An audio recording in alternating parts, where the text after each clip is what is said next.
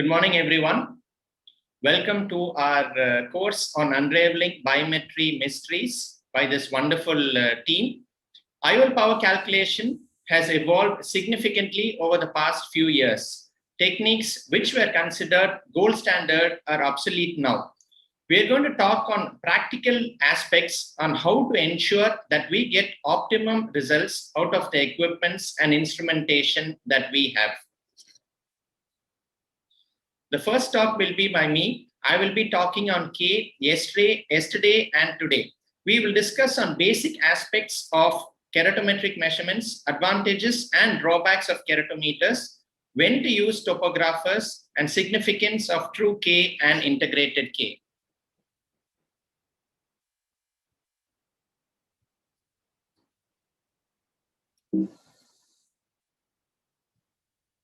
So keratometry has always been evolving over time. Well, corneal astigmatism is present in about every third patient that we operate. This was a study which was published in Eurotimes 2020, and I was actually surprised to note that I was under the impression that presbyopic IOLs were the ones which were gradually increasing, or the number of implants were gradually increasing with time. This is what I was communicated by our pharma friends. But then this question-based survey was actually surprising, and I found that the prevalence of astigmatism correction was gradually increasing over time. So this shows that keratometry is still the king.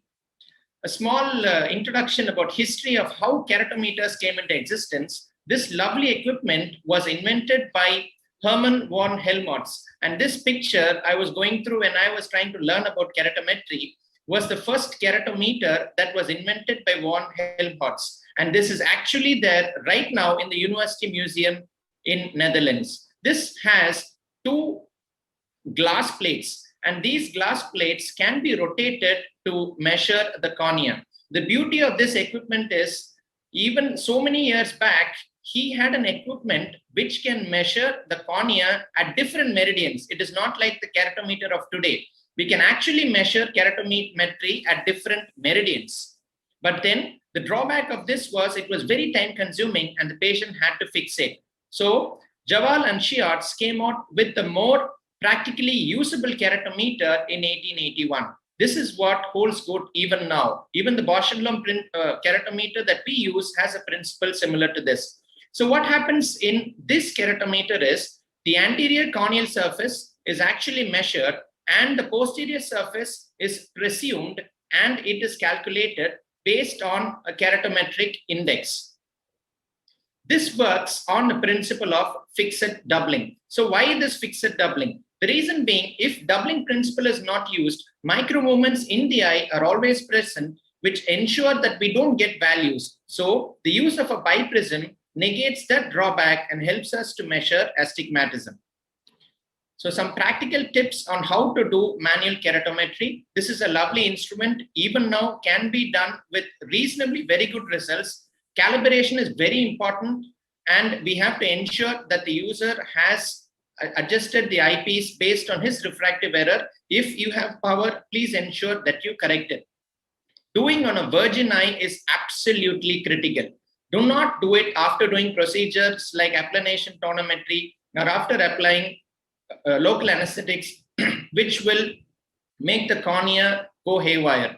This is a patient with dry eye disease, and you can see as the patient blinks, the Myers get clear. So the take-home message is, when you do your keratometry, ensure that the tear film is well, proper, and then do your keratometry. Do not do it on an eye which is very dry. In case you're suspecting dry eye, tell the patient to blink frequently, apply a drop of CMC, and do. Ensure that the patient is positioned well. These are small things which will give wrong values. The main limitations of manual keratometry includes keratometry can be measured with a manual K only in the central cornea. The peripheral and the paracentral cornea gets ignored. And another drawback is this equipment assumes that the cornea is always regular and symmetrical, about 90 degrees apart. In cases where the cornea is maybe there is subtle skewing present, this can be missed. Till about 6 to 7 years back, we believed the manual K was absolutely a terrific instrument to measure keratometry. Then it all started with this landmark trial by Dr. Douglas Koch, where he estimated posterior corneal astigmatism and found it to be significant. This opening of Pandora's box opened a whole new endeavor with keratometry and astigmatism management in cataract surgery.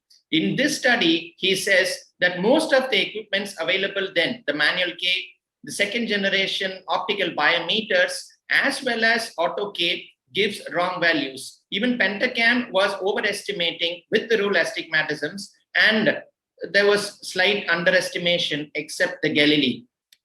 So this brought forward the Douglas Cox, the Baylor nomogram, which helped us to correct this. And in addition to this, there were lots and lots of myths in K value estimation. During my postgraduate days, about 15 years back, the main work of the final year or the second year postgraduate was to see the K value and decide how our chief operates, whether he sits superiorly or temporally, because we believe that when we incise the cornea, there is a flattening happening on axis. This, with time, became a myth. This is no longer considered because nowadays this flattening is believed to be a vector force and not just flattening.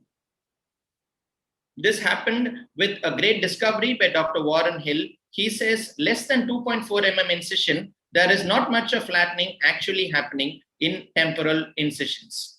So this was again during his, this was a trial by Dr. Graham Barrett, where he says the accuracy of most calculators becomes far more significant, mainly for torics, when we use this SIA of centroid value of 0.12. When we use a SIA of 0.3, you can see not much patients are less than 0.5. When the centroid value is increased, when the centroid value is used, even our regular calculators give much better values. And if you use the Barrett calculator, you get even better values.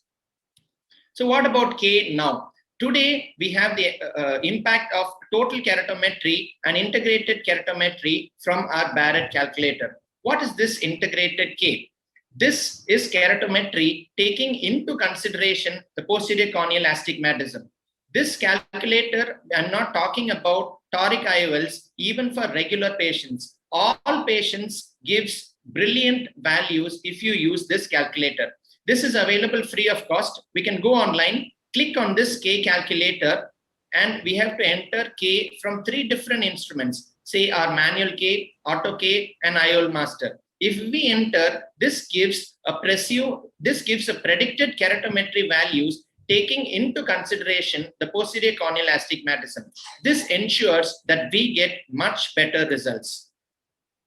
And the beauty of this is, this gives the median value and not the mean. And you can see that this, this is not for toric implants. You can see these are non-toric eyes. This was a snapshot of a talk given by Dr. Graham Barrett. He says, even now, 88% of time, you get absolutely phenomenal results if you use the predicted posterior corneal astigmatism, or in other words, the integrated K. Right now, with the newer toys, we can actually measure the posterior cornea without using extrapolation. This is available with the current generation swept source based biometers. So what happens here is, this uses a distant independent measurement of the anterior surface of the cornea, and this curvature information is provided on a toric surface model. Using OCT B-scan, the posterior cornea is measured at about 18 points, and this is fitted onto the anterior surface, which is generated, and a toric surface model is generated. Then, using certain internal calculation, refractive indices of air, cornea, and aqueous, Gulstein's principle is used to actually calculate the total keratometry of the cornea. So what is this telecentric keratometry?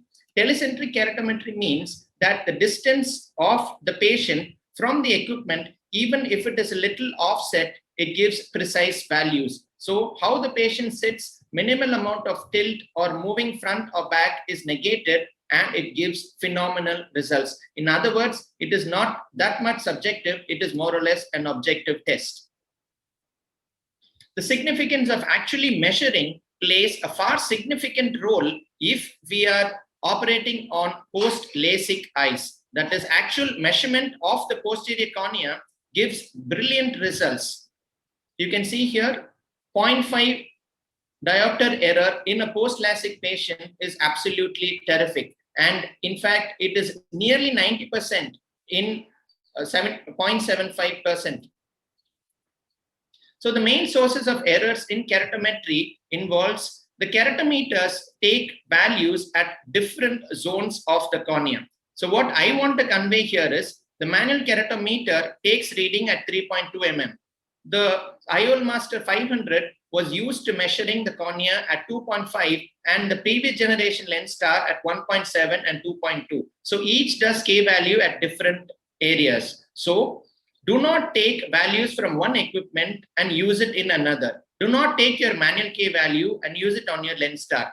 This we will get away in 80% of patients where we have symmetrical astigmatism. If there is little bit of radial change happening or minimal skewing present in the slightly paracentral zone, we may get into trouble. So use that keratometer for that equipment. Do not take value from one equipment and use it in another.